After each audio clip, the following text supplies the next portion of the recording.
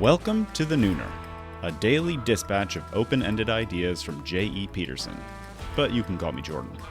If you like this podcast, I hope you'll click whatever you need to click to make sure it consistently shows up in the crosshairs of your attention. The thought of you missing out gives me night sweats. All right, here's today.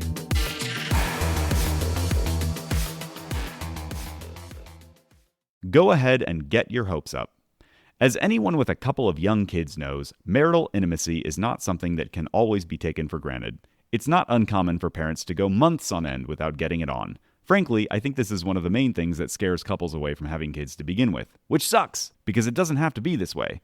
You just have to do a bit more planning and maybe make a few sacrifices, like, say, just 2 episodes of The Wire on Thursday night instead of 3.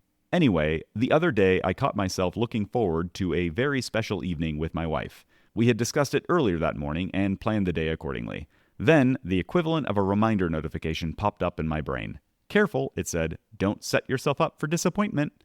Who put that there? Well, past experience, obviously. Looking forward to getting laid, something comes up, it doesn't happen. Cue the frustration, maybe a little resentment, depending on the circumstance. Solution? Don't look forward to it so much. Careful. But wait, I thought, is this a helpful reminder? Certainly my objective is to be able to roll with the punches, exercise radical acceptance and all that, but is that the same thing as lowering expectations to avoid disappointment? Isn't that, I don't know, just another version of cynicism? Suddenly, I realized how vulnerable it felt to allow myself to look forward to something like this. Even after more than 10 years of marriage, with, I'm going to brag here, a not terrible sex life, wanting sex is inherently a vulnerable position. If ever there was a way to expose the soft underbelly of my emotional equanimity, it's the anticipation of physical intimacy with my wife, despite the full knowledge that any number of things could keep it from happening.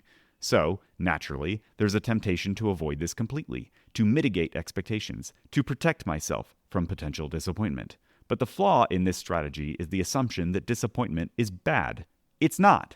Put another way, it's good to get your hopes up, actually, because one of 2 things is going to happen. Things will go the way you hope, which feels great, or they won't, which is disappointing. And disappointment is an opportunity to practice resilience and deepen emotional elasticity. One of the best things you can do for a kid is to let them confront disappointment and learn that they can survive it. And yet, as we get older, we become more and more sophisticated in our tactics to avoid the feeling ourselves. So I spent the day freely looking forward to the evening we had planned, and guess what? I'm not telling. Sorry to disappoint you. Are you thinking about someone right now? That's probably a good indication that they might like to hear what you just heard. I'm not going to ask you to spam your socials, but I am going to ask you to follow your heart. And right now, your heart knows who to share this with. See you at noon tomorrow.